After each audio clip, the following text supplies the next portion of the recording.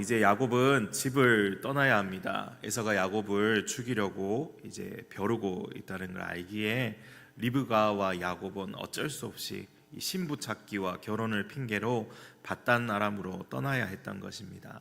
만약 이 야곱과 리브가가 거짓과 속임수로 그 장자의 축복을 빼앗지 않았다면 어쩌면 하나님은 다른 방법으로 그 축복이 그들에게 흘러가게 하셨을 거라, 그런 생각도 듭니다.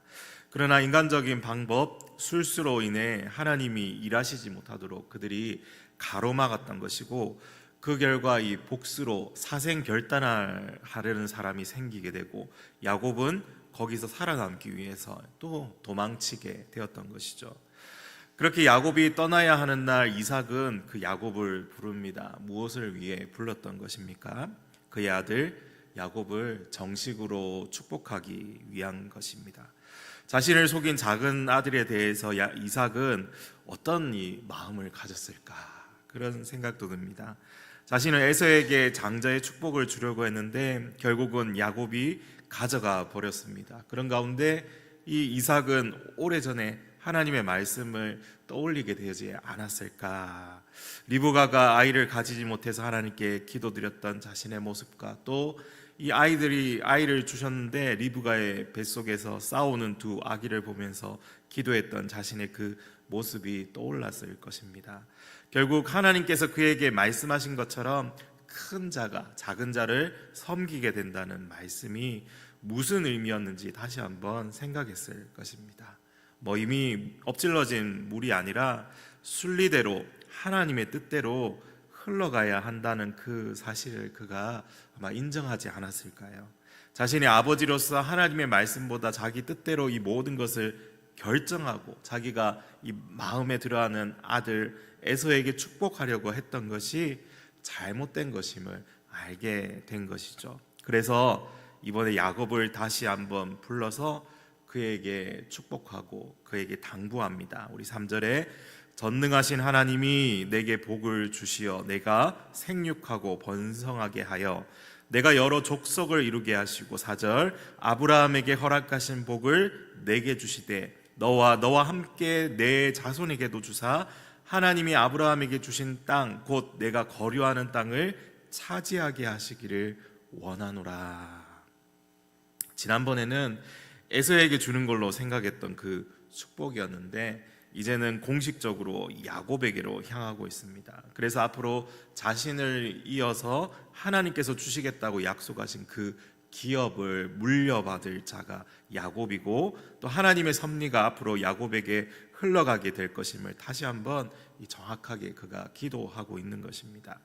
이삭의 이 기도를 잘 보시면 그 시작이 이렇죠. 전능하신 하나님, 그 하나님을 그가 의도적으로 언급하면서 반드시 약속하신 바를 수행하시는 여호와 하나님이심을 또한 강조하고 있습니다.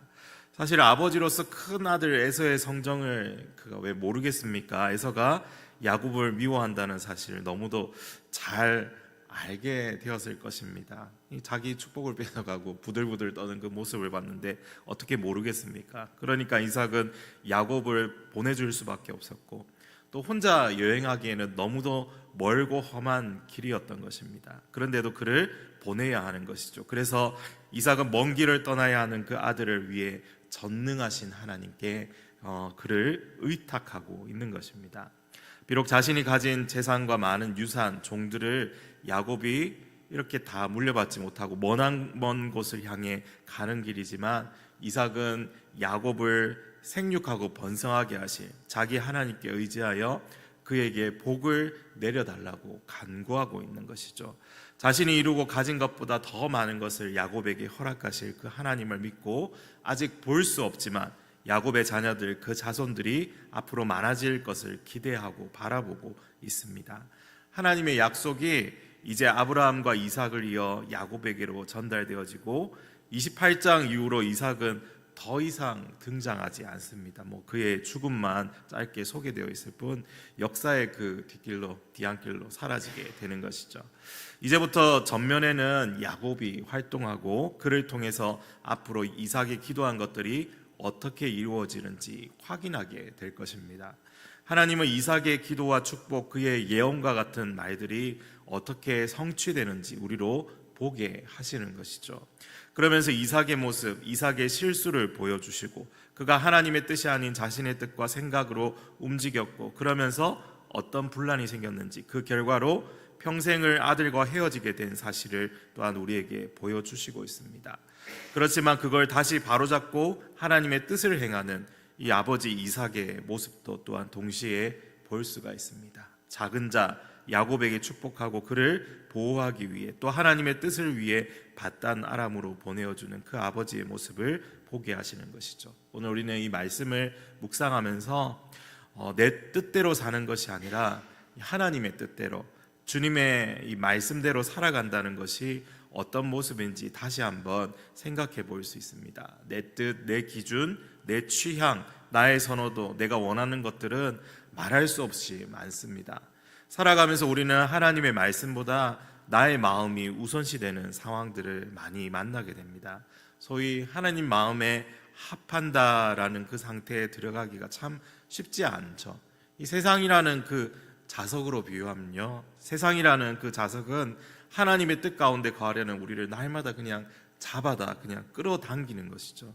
세상과 우리 안에 있는 죄는 서로 끌어당기는 성향이 있기 때문이죠. 날마다 우리는 말씀과 기도의 자리를 지키기 위해서 애를 써야만 겨우 우리 자신을 유지할 수 있습니다. 여유 있게 죄로부터 승리하고 자신만만하게 살아갈 수 있는 사람이 사실 단 한 사람도 없습니다. 매일 우리는 하나님의 뜻대로 살아가는 게 버겁고 온전치 못한 모습에 지칠 때가 너무도 많습니다. 그러나 여러분, 그럼에도 불구하고 하나님의 그 긍휼이 넘치는 은혜 가운데 우리를 붙들어 주시고 우리를 지지해 주시고 날마다 새 힘을 주셔서 이렇게 세워 주신다는 그 사실에 우리가 또한 감사하며 살아갈 수가 있습니다. 우리 힘으로는 진작에 쓰러지고 패배했을 텐데 하나님의 도우시면 날마다 우리를 향하고 있는 것이죠. 하나님은 우리가 날마다 부지런히 그 은혜의 수단들을 사용하여서 죄에게서 달아나고 하나님의 뜻이 무엇인지 알아가도록 계속해서 우리의 이 앞길을 조명해 주시고 우리 발의 등불과 길의 빛으로 인도하여 주시는 그 좋으신 선하신 하나님이심을 믿습니다. 그래서 우리가 넘어지지 않도록 붙들어 주시고 넘어져도 다시 이렇게 세워주시고 세임 주시고 능력으로 띠띠워 주시는 바로 그 하나님이신 것이죠. 오늘 하루도 그 하나님을 바라보면서 우리 안에 계신 주님과의 그 더욱 친밀한 그 교제 속으로 들어가 기도하면서 하나님의 말씀을 계속해서 묵상하고 주님을 찬양하는 새로운 힘을 얻는 이 하루가 되시기를 간절히 소망합니다.